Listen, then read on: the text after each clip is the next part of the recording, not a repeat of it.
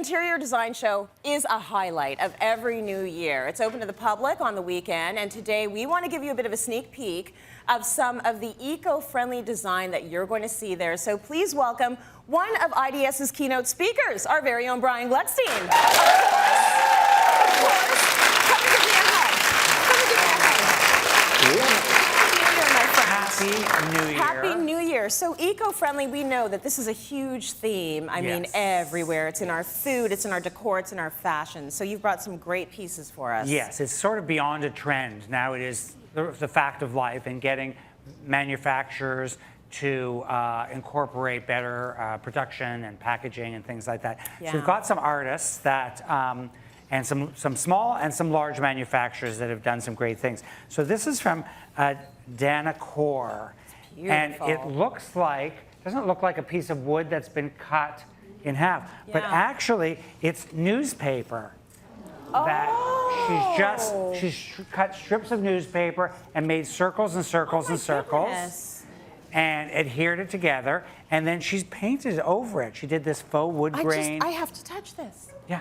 This is amazing. Oh my gosh, Isn't that unbelievable? Like it feels textured. It feels like wood. Like wood. How long? That must have taken a long time. Yes, and that's incredible. I think there's so many uses for this. These would make great chargers. These are pieces of art. But I could see this as chargers on a table and things like that. So a great way to reuse newspaper. That's so now lovely. Now you know what to do with a Saturday newspaper. That's right. For those of you that still have subscriptions. Exactly. This is what you do. Yes, and then we have Ridgely Studio, and this sconce, the light comes from the bottom to the top. It has this metal frame.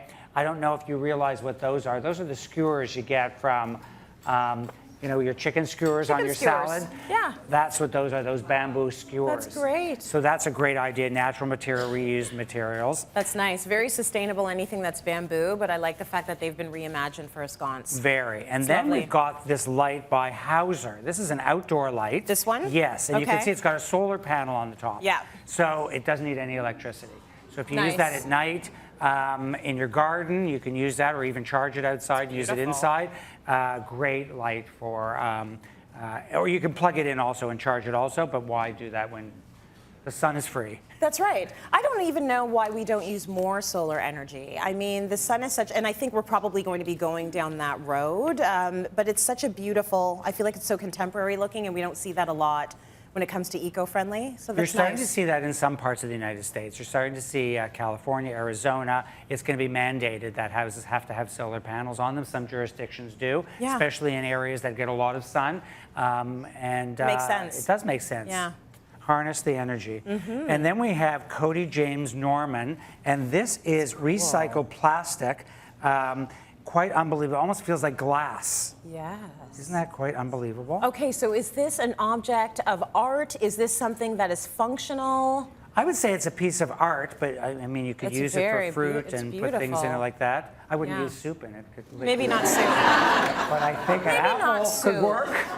An apple with some grapes. Maybe some lemons. Yes, lemons. That's a good idea. But isn't that beautiful? That's gorgeous. So instead of throwing plastic away, we can make art out of it. Yeah, and it's organic. I like the shape of it. Exactly. And then we have per parquet flooring. And again, low VOCs, which is chemicals that off-gas. So a lot of the old floors, a lot of products have gases that come off, and you're living with these gases in your house.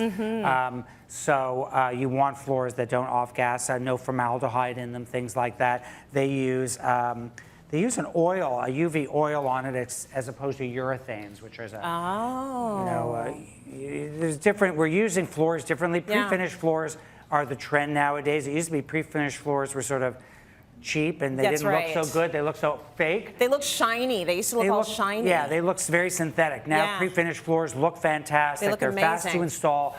They're done in factories where they're controlled, better product, and you're not, I don't know if anybody's been in a house where they've been staining the floors and that chemical smell is so strong, it could knock you out. Yeah. These don't have any of that anymore. Good. So none of that product, and you really want to stay away from products like that. You can be eco-friendly from the ground up now, which is really nice. Absolutely, absolutely. And then this beautiful bench. Isn't that nice? That's from Objects on Ideas. It's called the Viking Bench. It's certified sustainable maple. Okay. And it's locally made. and it's fantastic. I just love the look of it. This reminds me, beautiful. Fiona and I were talking about here in the studio, that my grandmother used to have a table like this in the hall with a telephone on it. Aww. For people that had telephones attached to the wall. That's right. We had those in the last century. But she was smart, so you had a place to sit down and use the phone, because how many of us had them in the wall in the kitchen? Correct. And you're standing there, you're trying to talk to your boyfriend at school and not have the Exactly. family here. There's nowhere to go, so this is smart. I remember like watching TV with friends. We'd just be on the phone saying, "Did you believe that? Did you see that?" That still happens. I think that still happens.